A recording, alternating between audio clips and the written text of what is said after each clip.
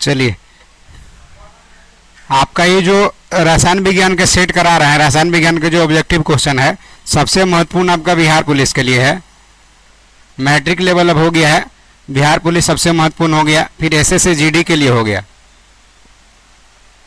अब अमूमन बिहार एसआई हो गया, बीपीएससी हो गया, मतलब बिहार इंटर लेवल का, बिहार ग्रेजुएट लेवल का, बिहार ओरिएंटेड जो एग्जाम है मैक्सिमम उसमें कारगर सिद्ध होगा, माने ज़्यादातर उसमें काम करेगा। रेलवे के लिए बहुत ज़्यादा नहीं, रेलवे के लिए फैक्चुअल एक दो क्वेश्चन होता है उसमें मैच करेगा।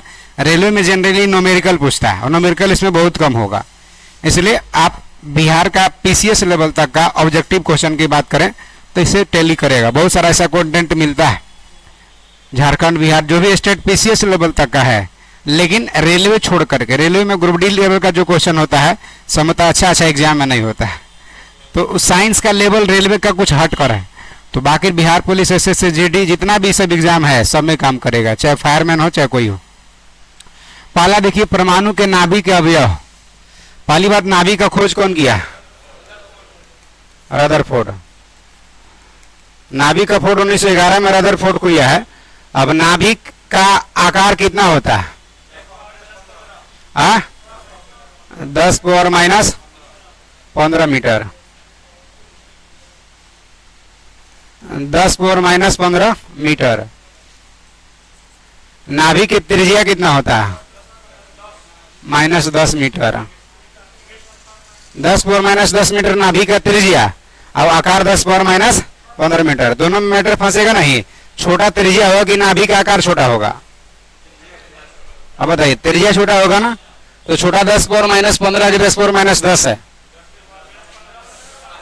हाँ, तो ध्यान रखिएगा, यदि तब त्रिज्या की कौन होगा? त्रिज्या का 10⁻⁻15 होगा, 10⁻10 होगा।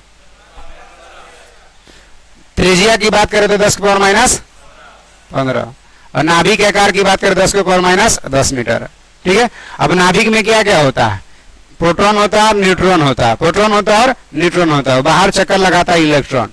तो देखिए, परमाणु के नाभिक के अवयव है क्या है? प्रोटॉन और न्यूट्रॉन। इन प्रोटॉन न्यूट्रॉन को न्यूक्लियन भी कहते हैं,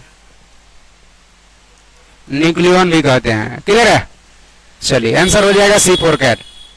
प्रोटॉन पर धन आवेश होता है, न्यूट्रॉन पर कोई आवेश नहीं होता है, इलेक्ट्रॉन पर ऋण आवेश होता है। इलेक्ट्रॉन का खोज कौन किया? थॉमसन। प्रोटॉन का गोल्डस्टीन या रदरफोर्ड, दोनों रहे तो गोल्डस्टीन को प्रायोरिटी लेना है। और न्यूट्रॉन का खोज चैडविक किया है, कोई दिक्कत नहीं है। ये जो इलेक्ट्रॉन है ना, इलेक्ट्रॉन ऋण आवेश होता है इस पर, है ना? आवाज सही से नहीं जा रहा है? सुनाई दे रहा होगा, ऐसे मत कहिए। परमाणुवीय नाभिक किसने खोजा? परमाणु का नाभिक कौन खोजा? रदरफोर्ड खोजा। परमाणु नाभिक कौन खोजा? रदरफोर्ड। सापेक्षता का सिद्धांत कौन दिया? आइंस्टीन। E = mc² कौन दिया? आइंस्टीन। डाल्टन के अनुसार परमाणु अविभाज्य है, परमाणु को विभाजित नहीं किया जा सकता। थॉमसन इलेक्ट्रॉन का खोज किया। आगे आ जाइए। निम्न युग्मों में से कौन सा एक कण प्रतिकण युग्म है? प्रतिकण उसको कहते हैं जो आवेश तो बराबर हो परंतु विपरीत आवेश चार्ज हो। जैसे इलेक्ट्रॉन पर माइनस आवेश, पॉजिट्रॉन पर धन आवेश, माने धनात्मक हो गया, एक दूसरे के विपरीत है तो क्या हो जाएगा? एंटी पार्टिकल कहिए चाहे प्रतिकण कहिए, है ना? जितना आवेश इलेक्ट्रॉन पर उतना ही आवेश पॉजिट्रॉन पर। इलेक्ट्रॉन पर माइनस, पॉजिट्रॉन पर धन।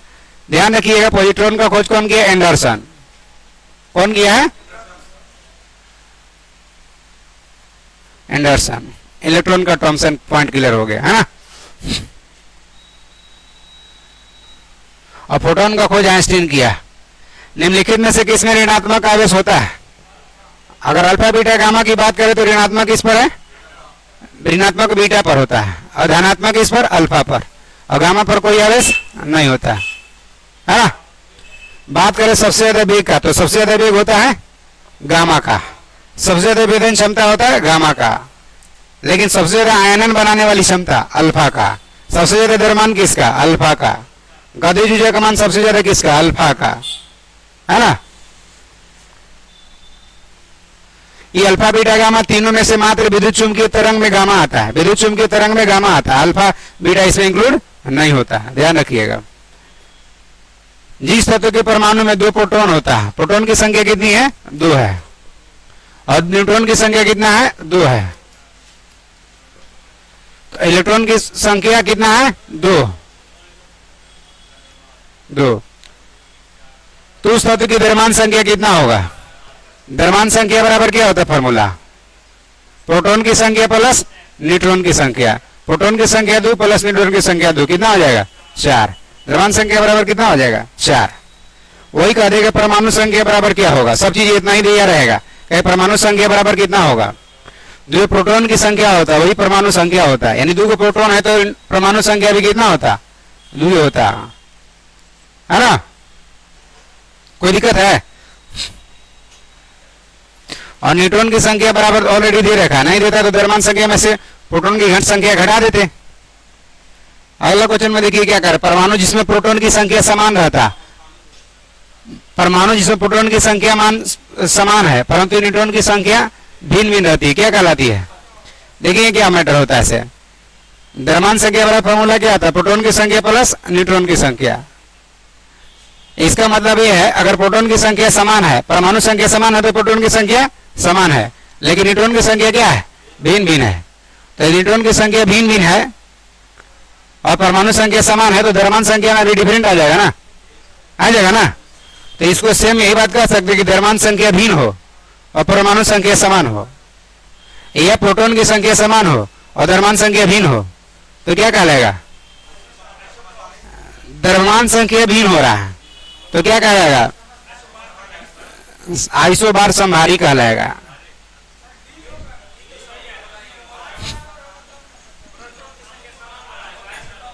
परमाणु जिसमें प्रोटॉन की संख्या समान है, प्रोटॉन की संख्या समान है, न्यूट्रॉन की संख्या भिन्न है गया। न्यूट्रॉन की संख्या भिन्न है इसका मतलब कि द्रव्यमान की संख्या उसका भिन्न है, तो द्रव्यमान संख्या भिन्न है। अच्छा, परमाणु संख्या समान, द्रव्यमान संख्या समान रहेगा तब ना। अब देखिए द्रव्यमान की संख्या समान रहेगा, अगर देखिए द्रव्यमान की संख्या भिन्न है और परमाणु संख्या समान है तो क्या है? समस्थानिक आइसोटोप। लेकिन सेम कंडीशन, अगर द्रव्यमान संख्या समान हो जाता और परमाणु संख्या भिन्न होता तो क्या कहलाता? समभारी कहलाता। तो समझ गए आप, द्रव्यमान संख्या भिन्न है और परमाणु संख्या समान है। द्रव्यमान संख्या भिन्न कैसे जाने? तो न्यूट्रॉन की संख्या भिन्न है, न्यूट्रॉन की संख्या भिन्न इसका मतलब द्रव्यमान संख्या भिन्न। तो न्यूट्रॉन की संख्या द्रव्यमान की संख्या भिन्न और परमाणु संख्या या प्रोटॉन की संख्या समान, तो क्या कहलाएगा? समस्थानिक। अब देखिए, हाँ, समदाबिक आइसोबार समभारी किसी को कह रहा है अगर एक में द्रव्यमान संख्या समान होता ना और परमाणु संख्या भिन्न होता है, चाहे प्रोटॉन की संख्या भिन्न होता, तब ये आंसर होता। चलिए, अब सब न्यूट्रॉनिक किसको कहते हैं? ना परमाणु संख्या समान है ना द्रव्यमान संख्या समान है। न्यूट्रॉन की संख्या समान हो तो सब न्यूट्रॉनिक कहलाता है। सब न्यूट्रॉनिक कौन है एकरा में? 4 नंबर डी। देखिए यहाँ इसके परमाणु संख्या कितना है? परमाणु संख्या कितना है इसका? अब देखिए परमाणु संख्या इसकी कितना है? इसका परमाणु संख्या कितना है? परमाणु संख्या को टोपी लगा के ऊपर लिखते हैं ना, तो परमाणु संख्या 14, द्रव्यमान संख्या 14 है। इसका मतलब है कि द्रव्यमान संख्या में से घटाएंगे परमाणु संख्या तो न्यूट्रॉन की संख्या मिल जाएगा। न्यूट्रॉन की संख्या कितना है? 8। अब द्रव्यमान संख्या 15 और परमाणु संख्या 7 है, इसमें कितना है? 8, 7, 15। न्यूट्रॉन की संख्या इसमें भी 8, न्यूट्रॉन की संख्या इसमें भी 8। द्रव्यमान संख्या 16 है, परमाणु संख्या 8 है। द्रव्यमान संख्या 16, परमाणु संख्या 8 है, न्यूट्रॉन की संख्या कितना होगा? 8। यानी न्यूट्रॉन की संख्या तीनों में क्या है? समान है। तो ये क्या कहलाएगा? सब न्यूट्रॉनिक कहलाएगा। कोई दिक्कत? अगर न्यूट्रॉन की संख्या बाकी में नहीं है, बाकी में समान नहीं है, नहीं है कि देखिए अगर में इसमें कितना है? 6 हो जा रहा है, इसमें कितना है? डिफरेंट हो गया ना। तो डिफरेंट हो गया तो ऐसी बात है, न्यूट्रॉन की संख्या समान होना चाहिए तो तब सब न्यूट्रॉनिक कहलाता है। आंसर हो जाएगा डी प्रोटॉन। भौतिक परिवर्तन, भौतिक परिवर्तन कहते हैं किसका? भौतिक परिवर्तन उसको कहते हैं जो एक अवस्था से दूसरी अवस्था में परिवर्तन हो और फिर पुनः प्रारंभिक अवस्था में परिवर्तन हो जाए, उसी को भौतिक परिवर्तन कहते हैं। जैसे जल है, जम के बर्फ बन गया, फिर बर्फ को पिघला के पानी बना दिए, जल बना दिए फिर से, तो भौतिक परिवर्तन है। और रासायनिक परिवर्तन उसको कहते हैं जो एक रूप से दूसरे रूप में जाए और पुनः प्रारंभिक अवस्था में ना आए, तो उसको कहते हैं रासायनिक परिवर्तन। जैसे आटा गूंथ करके रोटी बना दिए और रोटी से फिर आटा बना देंगे? नहीं। तो वही देख लीजिए, भौतिक परिवर्तन एक उदाहरण है कि तो भौतिक परिवर्तन का कौन उदाहरण है? हवा में चांदी के बर्तन का काला हो जाना तो फिर हो जाएगा, फिर सफेद है नहीं। आंसर क्या हो जाएगा? मोमबत्ती जल गया तो फिर बनेगा ना। मोम का पिघलना कहता ना तो हो सकता था, लेकिन मोमबत्ती जलना कह रहा। दूध से दही बनना, दही से फिर दूध बना दीजिएगा नहीं। पानी में चीनी का घोलना कहेंगे फिर क्या अलग अलग कर दीजिएगा? हाँ, पानी में चीनी को घोल दीजिए, गर्म कर दीजिए, भाप बन के पानी उड़ जाएगा, बन जाएगा चीनी। आगे देख लीजिए क्या कह रहा है। संचारण का उदाहरण है। संचारण माने जंग लगना, जंग लगना संचारण का उदाहरण है। यहाँ देखिए क्या कह रहा है। सिल्वर पर चांदी पर काला रंग का परत बन जाता है। चांदी के आभूषण वगैरह पहनते ही काला रंग के परत बन जाता है, बात सही है, ये संचारण हो रहा है। तांबा पर हरा रंग के परत बन जाता है, ये भी सही बात है। लोहा पर भूरे रंग का परत बन जाता है।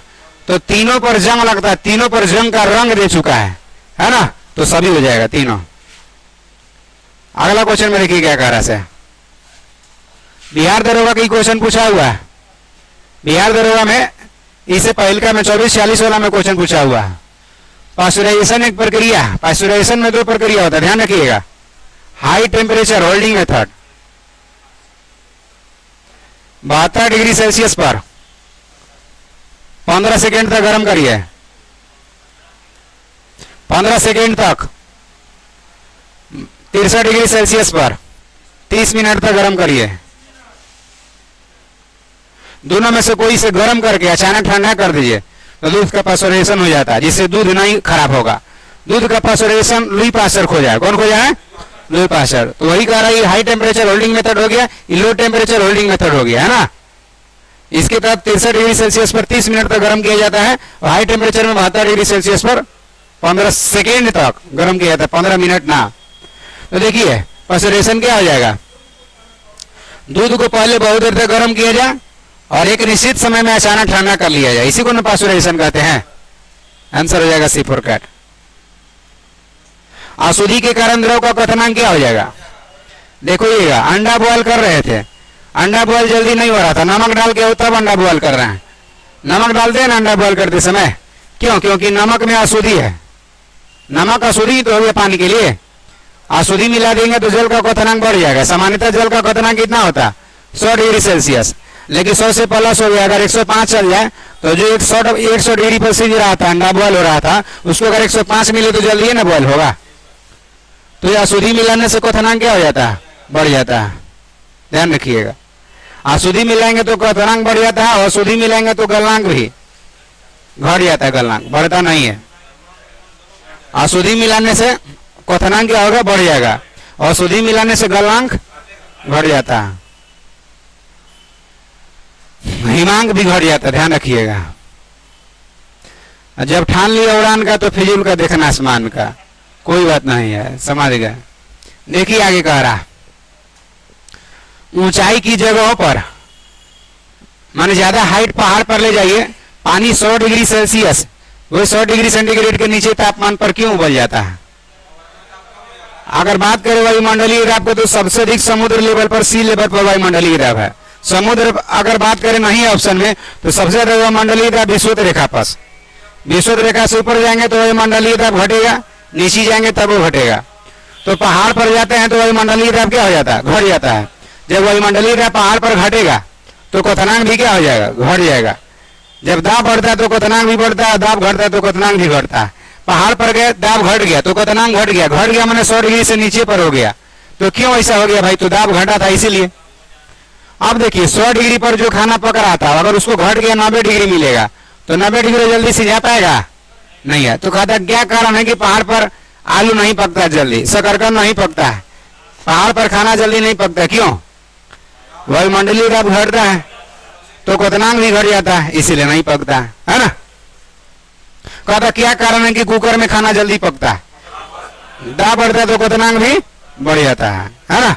इसको ऐसा नहीं कि हल्का हल्का क्वेश्चन है, हल्का हल्का हल्के हल्के इस समय क्वेश्चन पूछता है। बीपीएससी का क्वेश्चन बैंक देखे तो 3-3 चर्चा को कभी कभी देखिए तो एसआई यूनिट से क्वेश्चन पूछ देता है। तो छोटका छोटका कौन क्वेश्चन पूछता है, कारण कि जो लेवल का हम लोग बताया उसी लेवल का ना। अब रेलवे का डिस्कशन करा रहे होते तो रेलवे के हिसाब से करते। आंसर क्या होगा? क्योंकि वायुमंडलीय दाब कम हो जाता है अतः उबलने का बिंदु नीचे आ जाता है, घट जाता है। आगे आ जाइए।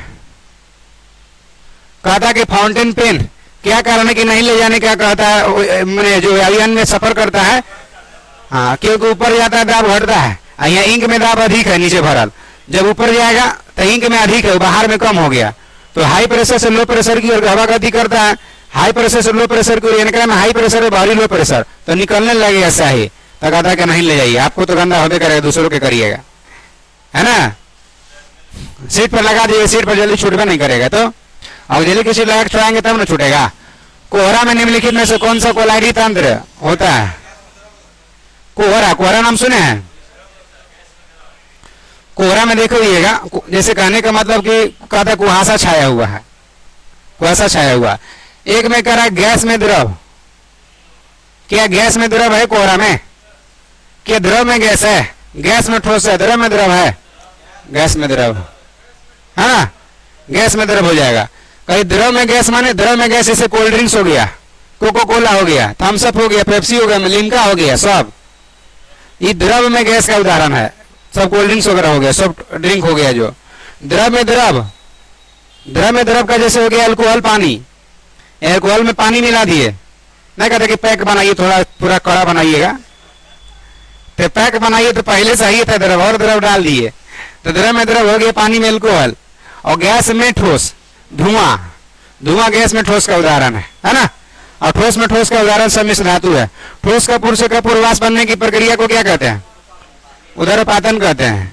यानी ठोस से वाष्प बदलना, ठोस से सीधे वाष्प में बदल जाना उदरपातन कहलाता है, सब्लिमेशन कहलाता है। और वाष्प से सीधे ठोस में आ जाना डिपोजिशन कहलाता है ना। डिपोजिशन कहलाता है कि वाष्प से सीधे ठोस में आ जाना। वाष्पीकरण क्या है? तो द्रव से वाष्प में बदलना वाष्पीकरण होता है। हिमीकरण क्या है? तो द्रव से ठोस बदलना हिमीकरण कहलाता है। पिघलना क्या है? तो द्रव से पानी में, ठोस से पानी में, द्रव में बदलना पिघलना कहलाता है।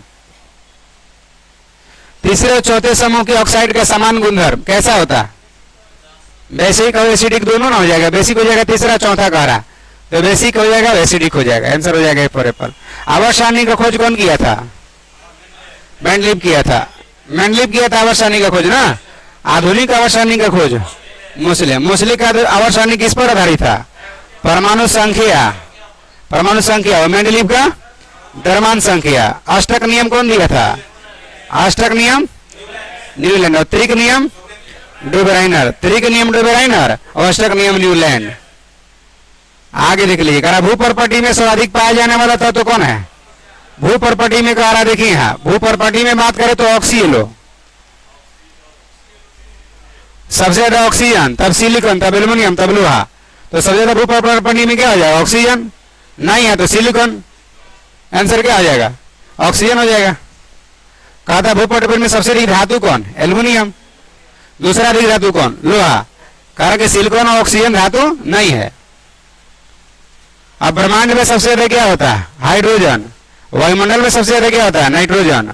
वायुमंडल में सबसे ज्यादा नाइट्रोजन, ब्रह्मांड में सबसे ज्यादा हाइड्रोजन, और मानव शरीर में सबसे ज्यादा ऑक्सीजन। निम्नलिखित विश्व में कौन सर्वाधिक पाया जाता है? विश्व में, यूनिवर्स में, ब्रह्मांड में ना, यूनिवर्स का है, ब्रह्मांड में सबसे ज्यादा कौन है? हाइड्रोजन, है ना। वायुमंडल में नाइट्रोजन, और मानव शरीर में भी ऑक्सीजन, और भूपर्पटी में भी ऑक्सीजन। सबसे अधिक क्रियाशील धातु कौन सी है? पोटेशियम होगा। पोटेशियम के बाद क्रियाशीलता में सोडियम आता है ना, तो पोटेशियम करेंगे। नहीं रहता है पोटेशियम तो सोडियम करता है सब दिना। अगला क्वेश्चन में देखिए क्या कह रहा है। निम्नलिखित धातु युग्म में से किस एक में क्रमशः सबसे हल्का धातु और सबसे भारी धातु है? सबसे हल्का धातु कौन है? लिथियम। लिथियम। भारी कौन है? ओस्मियम। आंसर हो जाएगा बी फॉर बॉल, है ना। कह रहा सर्वाधिक कठोर तत्व कौन सा है? तत्व कह रहा है हीरा। अगर धातु कहता प्लेटिनम। धातु कहता तब, तत्व का है तो क्या हो जाएगा? हीरा। टंगस्टन भी कठोर है, ध्यान रखिएगा, लेकिन अपेक्षाकृत कम। हीरा सबसे ज्यादा कठोर है। सबसे भारी प्राकृतिक तत्व कौन सा है? यूरेनियम। सबसे भारी प्राकृतिक तत्व कौन है? यूरेनियम। पारा मरकरी द्रव अवस्था में रहने वाला धातु है ना। सोना मुक्त अवस्था में, स्वतंत्र अवस्था में पाया जाने वाला धातु है। मोती मुख्य रूप से बना होता है किसे? कैल्शियम कार्बोनेट का सूत्र क्या होगा? CaCO3। इसी से बना हुआ था मोती। कैल्शियम ऑक्सीलेट का कहाँ होता है इस्तेमाल? पथरी बना होता है, किडनी का पथरी। किडनी में जो पथरी बना है किसे बना होता है? कैल्शियम ऑक्सीलेट का, है ना। कैल्शियम ऑक्साइड का इस्तेमाल कहाँ करेंगे? कैल्शियम ऑक्साइड का ब्लीचिंग पाउडर बनाने में इस्तेमाल करेंगे। अगला देख लीजिए, मानिक और नीलम रासायनिक रूप से कैसे जाने जाते हैं? Aluminium oxide, B for ball हो जाएगा। निम्नलिखित में से किस तत्व में मिट्टी के तेल में सुरक्षित रखते हैं? किसको? सोडियम रखते हैं, क्योंकि ज्यादा क्रियाशील होने के कारण, ज्यादा भी तो आप कहेंगे पोटेशियम है, तो पोटेशियम से कम है, लेकिन कम थोड़े है कि ज्यादा में नहीं क्रियाशील है, तो सोडियम को रखते हैं किरासन तेल में। सोडियम को चाकू से काटा जा सकता है ना। मरकरी द्रवावस्था में धातु है। आजकल सड़क की रोशनी में पीले लैंप बहुत ज्यादा प्रयोग हो रहा है। पीले लैंप में किसका इस्तेमाल कर रहे हैं? सोडियम का। वो कहा था कि कौन सा लेंस का इस्तेमाल कर रहे थे? तो उत्तल का। दर्पण भी उत्तल करेंगे, अब उत्तल करेंगे ना, और उत्तल दर्पण का इस्तेमाल करते हैं। क्या? रोड के किनारे पर जो लाइट लगा हुआ रहता है ऐसे, बोला उत्तल दर्पण। हाँ, स्ट्रीट लाइट भी कहता है। निम्नलिखित धातुओं में से कौन स्वतंत्र अवस्था में पाई जाती है? सोना स्वतंत्र अवस्था में, मुक्त अवस्था में पाया जाने वाला धातु है। शुद्ध सोना का कैरेट मान कितना होता है? 24 कैरेट। और व्यापारिक सोना का 22 कैरेट। अगर आभूषण है 22 कैरेट का, तो उसमें तांबा कितना कैरेट मिलाया गया? 2 कैरेट। 2 कैरेट तांबा और 22 कैरेट सोना, तब जाकर के आभूषण बनेगा, है ना। आंसर हो जाएगा बी फॉर बॉल। चूना पत्थर का रासायनिक नाम क्या होता है? Calcium carbonate, CaCO3। आंसर हो जाएगा for Apple. Sodium chloride NaCl रासायनिक नाम है, सोडियम क्लोराइड नमक का, है ना। आगे देख लीजिए, plaster of Paris CaSO4 × half H2O, calcium sulphate hemihydrate. तो कैल्शियम सल्फेट लिखा है, CaSO4 × half H2O, calcium sulphate hemihydrate. इसका उपयोग कहाँ होता है? मूर्ति बनाने में, ढांचा बनाने में मूर्ति का। पैर टूट गया तो शल्य चिकित्सा में भी इस्तेमाल होता है ना। आगे देख लीजिए, मोनाजाइट किसका अयस्क है?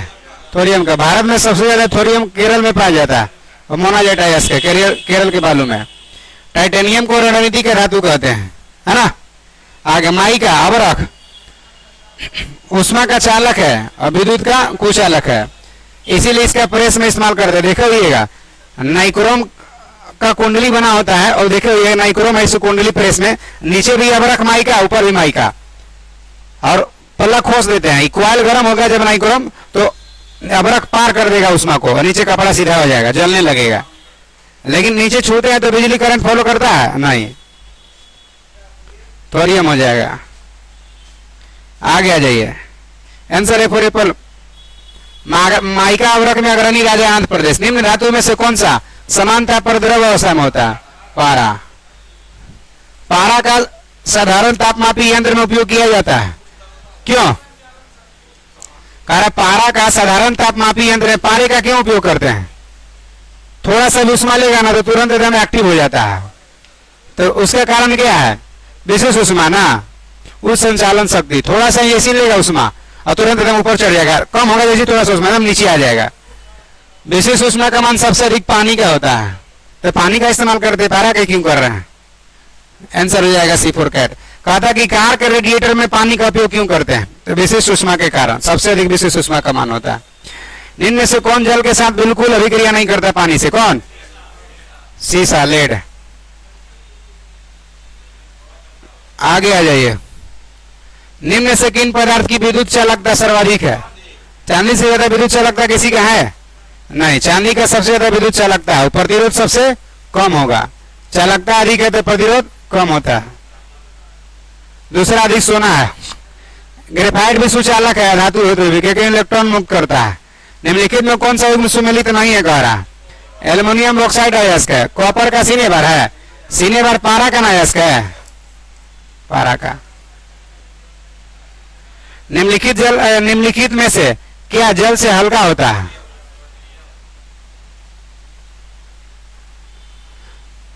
जल से हल्का होता है, बताइए। सोडियम, इसीलिए जल को जल में जब सोडियम को रखेंगे तो तैरने लगेगा। निम्नलिखित में कौन सी मिश्र धातु नहीं है? तांबा। तांबा कोई मिश्र धातु नहीं, बाकी स्टील बिना कार्बन का नहीं बनेगा। लोहा में कार्बन मिलाएंगे तब स्टील बनेगा। तांबा जस्ता का मिश्रण होता है पीतल। कांसा भी मिश्रण है, तांबा प्लस टीन। कहां सा? गैल्वेनिकृत लोहा पर लेप होता है किसका? जस्ता का। गैल्वेनाइजेशन कहते हैं, यस्तीकरण कहते हैं। जब लोहा पर जस्ता के पर चढ़ाएंगे तो जंग लगने से बचता है, नहीं जंग लगता है ना। जिंक ऑक्साइड को जस्ता का फूल कहते हैं, याद रखिएगा। निम्नलिखित धातुओं में से कौन सी एक अमलगम नहीं बनाती है लोहा में? इसीलिए पारा को हमेशा लोहा के पात में रखते हैं कि उनकी अमलगम न बनाती है, बाकी किसी के साथ अमलगम बना लेती है। टांका एक मिश्र धातु है। हाँ, टांका किसका मिश्रण है? सीसा प्लस टीन। वो सोल्डिंग करते समय एक एक हम सीसा टीन तो, अरे भाई वेल्डिंग करते हैं, सोल्डिंग करते हैं ना, इसे सोल्डर को इसे चिपका करके पीछे सटा देते हैं, तो सीसा टीन का मिश्रण होता है। फ्यूज तार भी है ना। आगे आ जाइए। निम्नलिखित में से पीतल का रंग हवा में फीका पड़ जाता है। हाँ, हाइड्रोजन सल्फाइड के कारण। आंसर हो जाएगा बी फॉर बॉल। कड़ा स्टील की कठोरता पदार्थ करने के लिए बढ़ाई जाती है। देखिए कार्बन जब तक नहीं मिलेंगे स्टील कठोर नहीं होगा, है ना। कार्बन की मात्रा 0.1 से 2% तक कार्बन मिलाया जाता है, स्टील तब जाके बनता है, कठोर होता है। स्टेनलेस मिश्र धातु है किसका? लोहा निकेल क्रोमियम। लोहा क्रोमियम निकेल तीनों के साथ दिया है ना, कार्बन रहबे करेगा, मैग्नीशियम हो जाएगा। Answer C for cat. Steel में कितना परसेंट कार्बन होता है? 0.1 से 2%, इसे ए फॉर एप्पल हो जाएगा। निम्नलिखित तत्वों में से कौन सर्वाधिक यौगिक निर्माण करता है? सबसे ज्यादा यौगिक कार्बन का है ना। निम्नलिखित में से किसमें कार्बन नहीं है? देखिए तो, हीरा में भी है, कोयला में भी है, ग्रेफाइट सब में है, सभी हो जाएगा, है ना। हीरा ग्रेफाइट कार्बन का ही अप्रूफ है, फ्लोरीन भी है। निम्नलिखित में से किन एक स्नेहक लुब्रिकेंट के रूप में प्रयोग किया जाता है? ग्रेफाइट का। हेमेटाइट लोहा का अयस्क है। कोयला के निम्नलिखित प्रकारों में से किस एक में शेष प्रकार की अपेक्षा अधिक प्रतिशत अंश होता है? सबसे ज्यादा कार्बन किस में होता है? एंथ्रासाइड में होता है, और सबसे कम पीट कोयला। सबसे घटिया किस्म का यही है ना, पीट कोयला, और सबसे उन्नत किस्म का एंथ्रासाइड है। लिग्नाइट को भूरा कोयला कहते हैं, और बिटुमिनस को कोकिंग कोयला कहते हैं। संसार में सबसे ज्यादा बिटुमिनस ही है। हीरे की बिक्री में भार की इकाई कैरेट होती है। एक कैरेट बराबर 200 मिलीग्राम होता है। एक कैरेट बराबर 200 मिलीग्राम। 0.2 ग्राम या 200 मिलीग्राम का ही है। निम्न से किसे शुष्क बर्फ कहते हैं? Fluorocarbon dioxide. यानी कार्बन डाइऑक्साइड का अचानक प्रसार होने से ठोस कार्बन डाइऑक्साइड बनता है, सी फोर कैट हो जाएगा। निम्न तत्वों में से किसमें न्यूट्रॉन नहीं होता है? हाइड्रोजन का परमाणु संख्या 1 है, परमाणु संख्या 1 है। क्यों? क्योंकि हाइड्रोजन में न्यूट्रॉन नहीं होता है। आंसर हो जाएगा सी फोर कैट। हाइड्रोजन को जलाने से क्या बनेगा? देखिए कोई भी ईंधन होता है बिना ऑक्सीजन के नहीं जल सकता है। तो हाइड्रोजन है, पानी मिला देंगे ओकरा में, हाइड्रोजन को जलाएंगे तो बिना ऑक्सीजन के मदद नहीं करेगा, H2 हो जाएगा। हाइड्रोजन है, H2O ऑक्सीजन दे रहे हैं तो क्या हो जाएगा? पानी हो जाएगा। निम्नलिखित ईंधन में से कौन सा न्यूनतम वायु प्रदूषण करता है? हाइड्रोजन ब्रह्मांड में रहता है ही नहीं वायुमंडल में, तो प्रदूषण कहां से करेगा? हल्का होने के कारण। आगे भारी जल का रासायनिक फॉर्मूला क्या होगा? D2O। अनुभार कितना होता है भारी जल का? 20 होता है, साधारण जल का 18 होता है। आंसर बी फोर बॉल हो जाएगा। जल गैस का सूत्र क्या होगा? CO plus H2। CO plus H2 जल गैस कहिए, वाटर गैस कहिए, भाप अंगार गैस कहिए, लेकिन प्रोड्यूसर गैस कहेगा तो CO प्लस N2 हो जाएगा। CO प्लस N2 को कहते हैं प्रोड्यूसर गैस। पानी की अस्थायी कठोरता के लिए कौन उत्तरदायी? क्यों अस्थायी कठोरता हो गया? कैल्शियम मैग्नीशियम के क्लोराइड और सल्फेट के कारण। A for Apple. देखिए जल का कठोरता दो प्रकार का, स्थायी कठोरता एक अस्थायी कठोरता। ये स्थायी कठोरता माने जो आसानी से नहीं हटेगा, और अस्थायी कठोरता जो आसानी से उबाल दीजिए खत्म हो गया कठोरता। आगे देखिए क्या कह रहा है। निम्नलिखित में से कौन सी गैस पीने के पानी को शुद्ध करने में के लिए प्रयोग में लाई जाती है? क्लोरीन होगा, ब्लीचिंग पाउडर बनेगा इससे। आंसर बी बॉल हो जाता। वनस्पति तेल के हाइड्रोजनीकरण में कौन सा उत्प्रेरक के रूप में इस्तेमाल होता है? निकेल का इस्तेमाल करेंगे, C4 कैट। कह कौन सी नोबेल गैस कहलाती है? हीलियम नोबेल गैस है, C4 कैट हो जाएगा, है ना। निम्नलिखित में किसकी प्रतिशत मात्रा आयतन में वायुमंडल में सबसे कम है? देखिए, आर्गन का 0.93 है, कार्बन डाइऑक्साइड का 0.03 है, नाइट्रोजन का लगभग 78 है, ऑक्सीजन लगभग 21 है। गोताखोर सांस लेने के लिए जब समुद्री गोताखोर जाता है नीचे तो ऑक्सीजन के साथ क्या ले जाता है? ऑक्सीजन हीलियम ले जाता है सिलेंडर में भर करके। निम्नलिखित में कौन सा हास्य गैस लाफिंग गैस के रूप में उपयुक्त होता है? Nitrous oxide N2, A for apple. कम मात्रा में देंगे तो हंसेगा, ज्यादा मात्रा में देंगे तो बेहोश हो जाता है, यानी एनेस्थेटिक के रूप में भी इसका इस्तेमाल होता है। वायुयान के टायर में भरने में कौन सा गैस का उपयोग करते हैं? देखिए, दोनों देगा, कहीं हीलियम देगा, कहीं नाइट्रोजन देगा। अगर गुब्बारा कहेगा, गुब्बारा हीलियम का इस्तेमाल करेंगे, टायर कहेगा नाइट्रोजन का इस्तेमाल करेंगे। नहीं रहेगा तो फिर जबरदस्ती हीलियम, लेकिन नाइट्रोजन हीलियम दोनों देगा तो नाइट्रोजन करेंगे। निम्नलिखित में से किस तत्व की कमी इसको? हाँ, नहीं रहेगा तब। किसी भी निम्नलिखित में से किस तत्व की कमी को पूरा करने के लिए कीटभक्षी पौधा कीट को पकड़ लेता है नाइट्रोजन की प्राप्ति करने के लिए? जैसे कीटभक्षी पौधा ऐसे घटपर्णी होता है, ऐसे सब कीटभक्षी पौधा जैसे अगर में आता है अंदर चला जाता है, घड़ा बंद हो जाएगा, घटपर्णी पौधा कीट को पचा डालेगा, उसी से नाइट्रेट प्राप्त कर लेगा। आंसर होगा नाइट्रोजन। आंसू गैस है, प्राप्त होगा अमोनिया से, ना, A फॉर एप्पल हो जाएगा, अमोनिया से। आंसू गैस थोड़ी क्लोरीन है, आंसू गैस क्लोरोस्टिफिनोन है, क्लोरोपिक्रीन है। निम्नलिखित में से कौन सा सामान्यतः पर ठोस अवस्था में रहता है? आरडी आंसर हो जाएगा C4 कैट। क्लोरीन गैस है, ब्रोमीन द्रव है, फ्लोरीन भी द्रव हो जाता है सामान्य अवस्था में। हेलोजन में सबसे अधिक अभिक्रियाशील कौन है? हेलोजन में सबसे ज्यादा A फॉर एप्पल, फ्लोरीन हो जाएगा।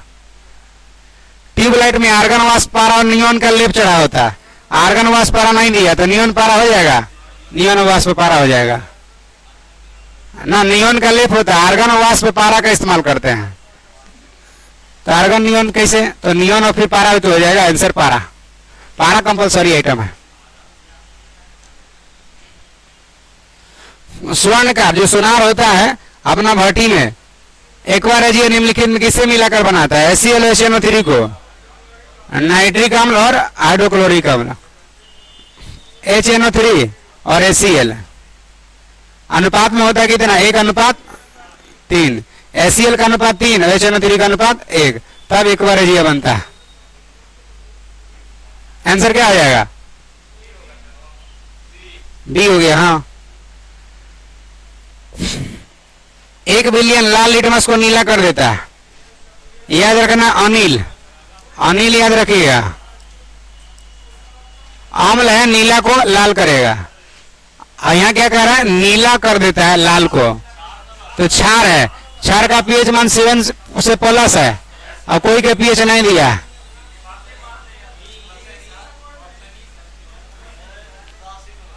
कैसे होगा रे भाई? आंसर ही करेंगे। 7 से प्लस होगा तब ना, 7 होगा तो उदासीन होगा। कहां से करेगा नीला पीला नीला कुछ? उदासीन है। तो जल में कार्बन डाइऑक्साइड प्रवाहित करने पर बना सोडा, सोडा वाटर क्या होता है? तो अम्लीय प्रकृति का होगा। क्यों? क्योंकि कार्बोक्सिलिक अम्ल बनाएगा। बेकिंग सोडा क्या है? NaCO3। बेकिंग सोडा कहिए चाहे खाने वाला सोडा कहिए, या सोडियम बाइकार्बोनेट कहिए, बाई मने खाए। अग्निशामक में इसी का इस्तेमाल करेंगे। निम्नलिखित में से कौन सी लवण सागर में सर्वाधिक पाया जाने वाला है? सोडियम क्लोराइड NaCl सबसे अधिक। जब इनो लवण का जल में डाला जाता है तो बुलबुला बनता है, किसके कारण? CO2 ना।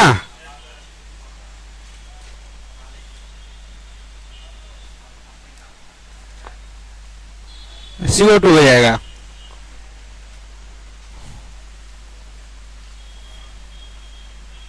फोटोग्राफी में स्थायीकरण के रूप में उपयोग कर रहा है।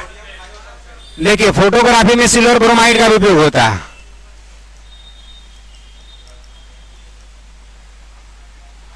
और सोडियम थायोसल्फेट का भी होता है। लेकिन अगर स्थायीकरण कह दे, फिक्सर कह दे, सोडियम थायोसल्फेट होगा। लेकिन अगर डायरेक्ट रहे तो सिल्वर ब्रोमाइड का भी उपयोग होता है। इनमें से कौन सा सबसे अधिक श्यान है? श्यान माने गाढ़ा है, शहद। जो जितना गाढ़ा होगा उतना ज्यादा श्यानता होता है। श्यानता का इकाई पॉइज होता है। सभी जैव यौगिक का अनिवार्य मूल तत्व क्या होता है? कार्बन के बिना कोई जैव मूल तत्व नहीं बन सकता। C4 cat. निम्नलिखित तत्व समूह में से कौन सा है पृथ्वी पर जीवन की उत्पत्ति के लिए मूल उत्तरदायी था?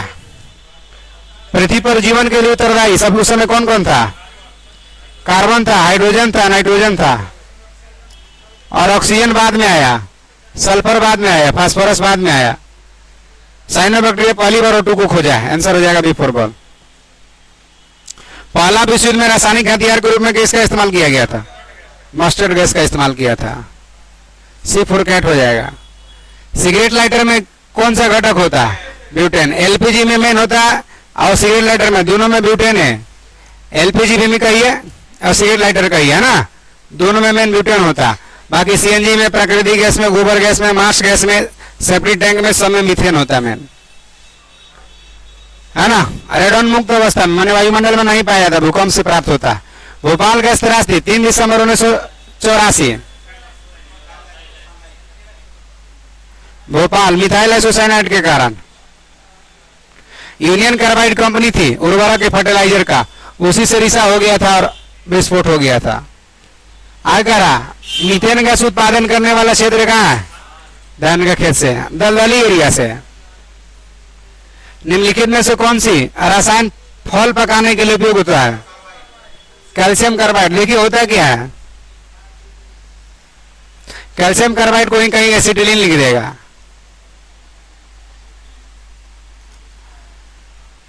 एक जूट वाला बोरा में रख लिया आम, और पर पाउडर जैसा मार दिए कैल्शियम कार्बाइड, ऊपर से हल्का हल्का पानी मार दिए, तो एसिटिलीन गैस उत्पन्न होगा। एसिटिलीन गैस फल को पका देता है। तो कैल्शियम कार्बाइड पर पानी छिड़काव करने से एसिटिलीन गैस होता है और वही फल को पकाने में मदद करता है। उन शराब त्रासदी जिनमें परिणाम स्वरूप ज्यादा आंधा लोग हो जाता है, मिथाइल एल्कोहल, है ना। शराब पी के मर जाता है, आंधा हो जाता है, बहरा हो जाता है, D4 बाकी एथिल एल्कोहल तो पी सकते हैं। प्राकृतिक रबर बहुलक है आइसोप्रीन का, B4 बॉल हो जाएगा।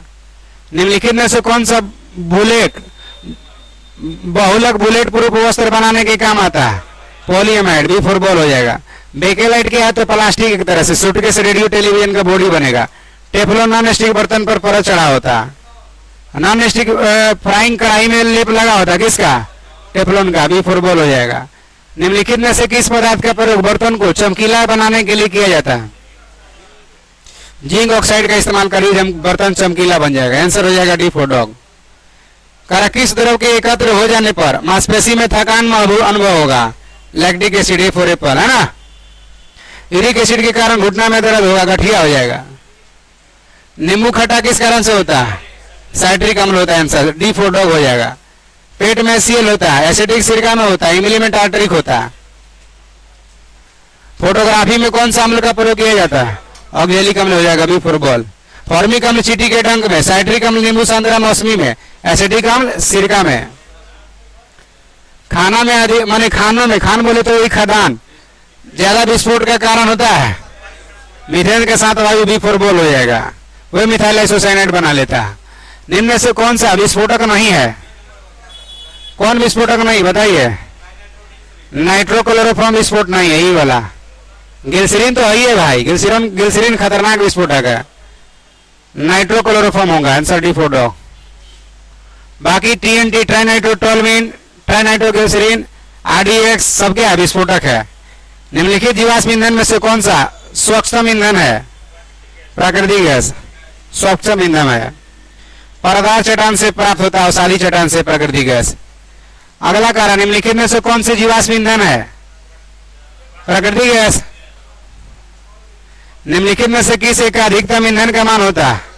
हाइड्रोजन से ज्यादा ईंधन मान किसी का है? नहीं है। खाना बनाने में प्रयोग की जाने वाली गैस मुख्यतः कौन सा है? खाना पकाने वाली गैस में बताइए। मीथेन हो जाएगा, वही एलपीजी में रहता है मीथेन भी।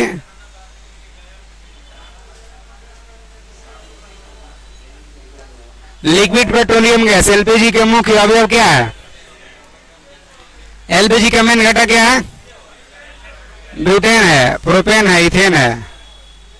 सिलेंडर में भरकर खाना पकाने वाली गैस की आपूर्ति किस रूप में करते हैं? तरल रहता है ना, तरल रहता है, जाके देखिएगा। मुख्य घटक ब्यूटेन होता है। गैसोल क्या है? पेट्रोल अल्कोहल का मिश्रण है, एथिल अल्कोहल पेट्रोल।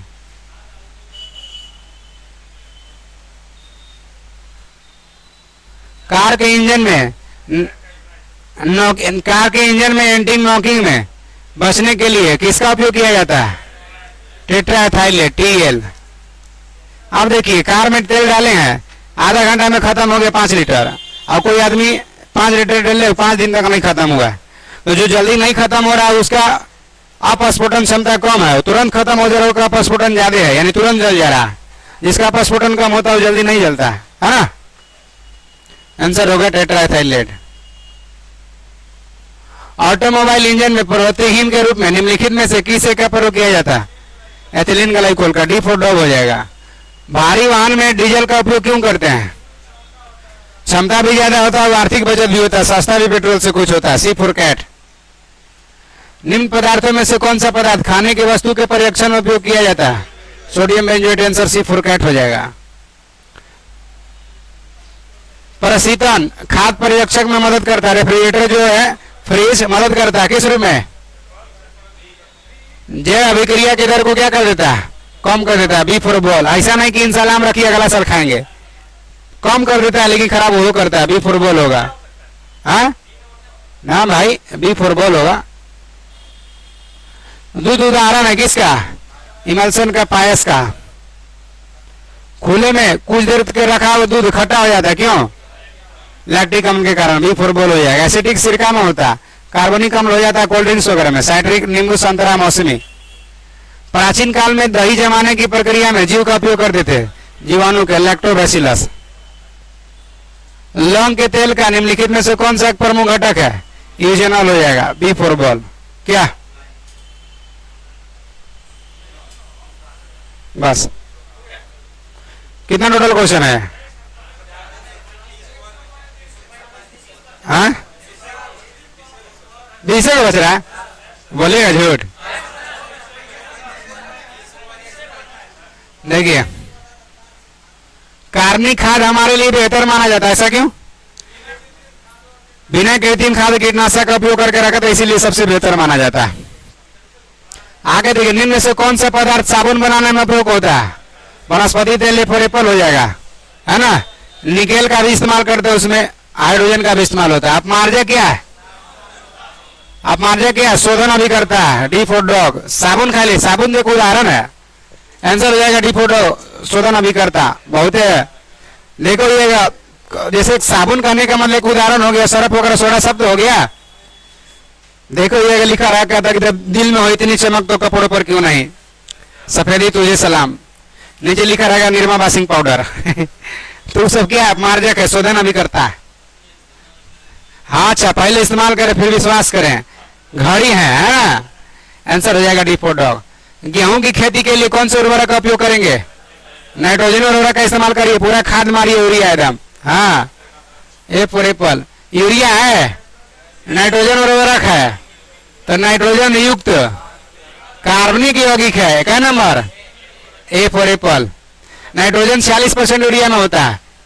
कराजिस रूप में पौधा नाइट्रोजन प्राप्त करता है, किस रूप में? नाइट्रेट के रूप में, बी फॉर बॉल हो जाएगा। इतना वायुमंडल में नाइट्रोजन है, पौधा के लिए कोई उपयोग नहीं, नाइट्रेट के रूप में प्राप्त करता। निम्नलिखित में से कौन सा मिश्रित उर्वरक है? मिश्रित उर्वरक कौन है? अमोनियम सल्फेट हो जाएगा। एनपीके में क्या हो जाएगा? नाइट्रोजन, फास्फोरस और पोटास। यहाँ कह रहा अमोनियम सल्फेट नाइट्रोजन उर्वरक, डी फॉर डॉग करेंगे। हाँ, तीनों मिला हुआ है। एक में अमोनियम सल्फेट नाइट्रोजन उर्वरक है, डॉग। यूरिया भी नाइट्रोजन उर्वरक है। निम्न में से कौन सा सही सुमेल नहीं है? नील हरी सवाल धान में मिलता है, ठीक है, सवाल रहता है। राइजोबियम दलहनी कुल के जड़ में रहता है, ये सही है। एजोटोबैक्टर गेहूं में मिलेगा, ये सही है। एजोला मकई में ना होगा। धान के खेत में दे सकते उर्वरक के रूप में इस्तेमाल करते इसका। डीपोडॉग उर्वरक है एक तरह से, घास भी है जो उर्वरक भी है। आंसर डीपोडॉग। अग्निशामक में कौन सी गैस प्रयोग होता है? कार्बन डाइऑक्साइड, एफोरेपल। आग बुझाने वाले संयंत्र में कार्बन डाइऑक्साइड किस अभिक्रिया से पैदा होता है? हाँ, सोडियम बाइकार्बोनेट से ले लीजिए, यानी C4CAT। कारण सोडियम बाइकार्बोनेट का इस्तेमाल करते हैं अग्निशामक वाले। आंसर हो जाएगा C4CAT। मच्छर कोयल जब जलाते हैं ना, पायरेथ्रिन प्राप्त होता है किससे? एक बीजीय पौधा से। आंसर हो जाएगा एफोरेपल। नीम वगैरह से प्राप्त होता है। चूहा मारने का जहर किससे बनाया जाता है? Zinc phosphide. तो जिंक फॉस्फाइड क्या हो जाएगा? ना तो पोटेशियम साइनाइड करिए ना। सुनो येगा कि साका इतना कायर नहीं कि साइनाइड का गोली खा के मर जाए। साका कहता है ना, दिल जले में जहर है तब ना कहता है। वो समझता है कि मर गया, थोड़ा सा देर तक सांस रोक लेता है। तो वही बात कहता है कि इतना कायर नहीं है साका कि साइनाइड का गोली खा के मर जाए, जहर खा के मर जाए। तो जहर ये है। और चूहा मारने के लिए इस्तेमाल करते हैं जिंक फॉस्फाइड का। जब साइकिल पर टांगले रहता है, लॉरी बेचते रहता है, घर वाली मारो बाहर वाली मारो। बाहर वाला चूहा हो गया और घर वाली दूसरा। पत्नी रख देगी फाड़ के, थोड़ा सा छुपा करके कि रखे हुए हैं, ज्यादा करिएगा तो फिर खा लेंगे। अब आदमी डेरा जाके ना ना ना ऐसे मत करना, तो समझिए कि वो नहीं खाएगी, फिक्स है एकदम। कहने का मैं खाली डरवा रही है। और जो आदमी टाइट हो गया कह दिए खा जा, कोई बात नहीं है, तो इसका मतलब तब नहीं खाना तो कैसे नहीं है। ओकर बाद फिर वो फेंका आ जाएगा। ये कोई फायदा नहीं डरवावे से। आंसर C4CAT हो जाएगा। इथाइल अल्कोहल शराब है जी, पिए वाला शराब है। मिथाइल अल्कोहल जहरीला शराब। अच्छा, आइसोसाइनाइड है, कोई बात नहीं। आंसर हो जाएगा C4CAT। समस्थानिक कार्बन 14 का इस्तेमाल करते जीवाश्म को उम्र पता करने में, C4CAT है ना। पृथ्वी को उम्र पता करने में रेडियम डेटिंग विधि का प्रयोग करते हैं, है ना। अब वृक्ष के बल है, वार्षिक वाले गिन करके वृक्ष की उम्र का पता करते हैं। मवेशी के दांत गिन करके और सिंह का रेकरिंग गिन करके उम्र पता करते हैं। और आदमी का आधार कार्ड से पता करते हैं। और कैसे पता करेगा? बताइए, देख के बता दीजिएगा। नहीं, आपका लगेगा अमिताभ बच्चन की होगा उसका 100 साल पूरे वाला? नहीं, 80 पार कर गया होगा जी। निम्नलिखित में से कौन सा जस्ता का फूल है? शहद पुष्प का, फिलोस्पोरुल का, जिंक ऑक्साइड। जिंक क्लोराइड का इस्तेमाल करते कहाँ? दरवाजा स्टेशन पर पेड़ पौधा में लेप, ताकि कीड़ा ना लगे। जिंक क्लोराइड का इस्तेमाल करते हैं पेड़ पौधा पर, यात्री सीट बैठे वाला पर लगा देते हैं जिंक क्लोराइड का लेप। मृत मछली के निकालने पर दुर्गंध होता है, किसका? अमोनिया के उपयोग। अब तक निम्नलिखित रसायनों में से कौन सा कृत्रिम बादल बनाने के लिए उपयोग किया जाता है? सिल्वर आयोडाइड को कृत्रिम वर्षा के लिए उत्तरदायी है। निम्नलिखित में से किसे भविष्य की धातु कहते हैं? देखिए, भविष्य का धातु जो है ना, यूरेनियम को कहते हैं, और नहीं है तो फिर टाइटेनियम को। टाइटेनियम को रणनीति का धातु भी कहते हैं। रणनीति का धातु अगर ऑप्शन में रहता है यूरेनियम तो यूरेनियम करते हैं। आशा का धातु कहते किसको? यूरेनियम को। आशा का धातु। भविष्य का ईंधन हाइड्रोजन। हाइड्रोजन। आशा का धातु यूरेनियम और भविष्य का धातु टाइटेनियम। आंसर रणनीति का धातु भी टाइटेनियम को कहते हैं। निम्नलिखित में से कौन सुमेलित नहीं है? मैग्नीशियम आतिशबाजी के दौरान। अच्छा बताइए ना, सिल्वर का इस्तेमाल इलेक्ट्रिक बल्ब में करते हैं, ये ना मिल गया जी।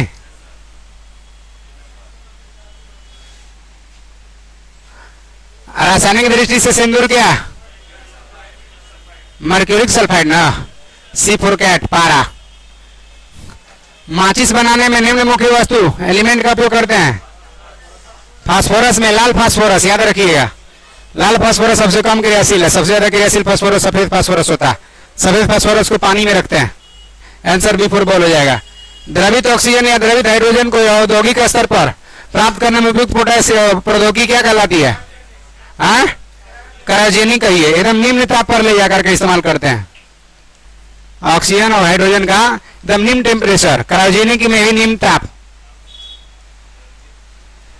निम्न ताप से संबंधित है या क्रायोजेनिक ईंधन से संबंधित है, या क्रायोजेनिक इंजन से संबंधित है। ईंधन, इंजन, निम्न ताप। निम्नांकित में से कौन सही नहीं है? विकास के सिद्धांत डार्विन दिया, ठीक है। परमाणु के नाभिक का टूटना संलयन कहलाता ना, नाभिक का टूटना विखंडन कहलाता, टूटना जो है ना विखंडन कहलाता है। विखंडन दो प्रकार का होता है, नियंत्रित और अनियंत्रित।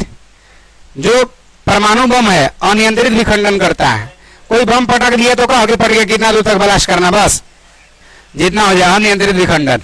लेकिन आपके रिएक्टर, वो भी आपके रिएक्टर जो परमाणु बिजली घर बनाते हैं, पैदा करते बिजली, वो भी विखंडन पर आधारित है, लेकिन नियंत्रित विखंडन पर आधारित है। और हाइड्रोजन बम संलयन पर आधारित है, नाभिकीय संलयन पर आधारित है। हाइड्रोजन आयन का हीलियम आयन में बदलना संलयन कहलाता है। सूक्ष्म ऊर्जा का स्रोत संलयन है, कोई भी तारा ऊर्जा का स्रोत संलयन है, लेकिन सूर्य में ईंधन हाइड्रोजन है, कारण कि हाइड्रोजन ही हीलियम में बदलता है। एक सूची से सूची माने शुष्क सेल कहिए ना, कौन सा? रासायनिक ऊर्जा, आंसर सी फॉर कैट। एक कार की बैटरी में उपयुक्त विद्युत अपघट्य कौन है? कौन? सल्फ्यूरिक अम्ल, H2SO4। निम्नलिखित में से किसकी मात्रा अम्ल वर्षा में सबसे अधिक होती है?